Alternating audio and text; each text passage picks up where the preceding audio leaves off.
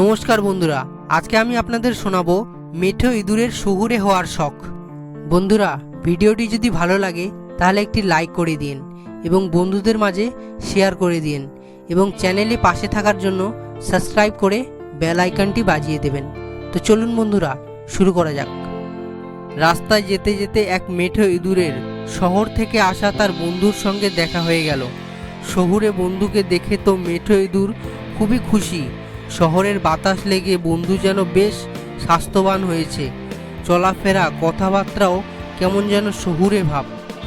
মেঠো ইঁদুর বন্ধুর সঙ্গে এতকাল পরে দেখা, এই জন্য তাকে বাড়িতে ভোজ দিতে ভুলল না।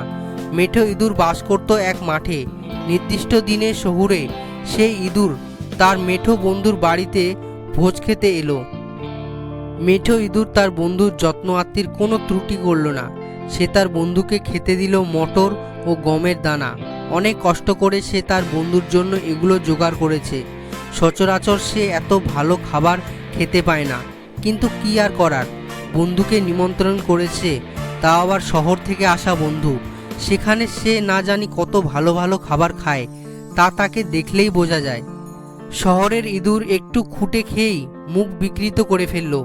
এটা দেখে মেঠো ইঁদুর জিজ্ঞাসা করলো, কি হয়েছে বন্ধু? শহরের ইঁদুর বলল, তোমার খাবার এতই অপুষ্টিকর বলেই তুমি এমন রোগা। চলো তুমি আমার সঙ্গে শহরে চলো, সেখানে গিয়ে দেখবে আমরা কিভাবে থাকি। মেঠো ইঁদুর তো বন্ধুর কাছ থেকে এই প্রস্তাব পেয়ে খুবই খুশি। আনন্দ করতে করতে তখন মেঠো ইঁদুর চলল শহুরে ইঁদুরের সঙ্গে। কয়েকদিনের যাত্রার শেষে তারা পৌঁছে গেল শহুরে ইঁদুরের বাড়িতে। সে মস্ত বড় এক বাড়িতে থাকে। দেখেই তো মেঠো ইঁদুরের চোখ ছানা বড়া হয়ে গেল। মনে মনে মেঠো ইঁদুর তার বন্ধুকে কিছুটা হিংসা করলেও তাকে এখানে আনার জন্য ধন্যবাদ দিতে থাকলো। এবার তো শহুরে ইঁদুরের আপ্যায়নের পালা। রাতের জন্য তারা মেঝের নিচে অপেক্ষা করলো। লোকেরা এসে খেয়ে চলে গেল। তখন শহুরে ইঁদুর তার বন্ধুকে খাবার ঘরে নিয়ে চলল এক গর্ত দিয়ে। তারা দুজনেই চড়ে বসলো টেবিলের উপর।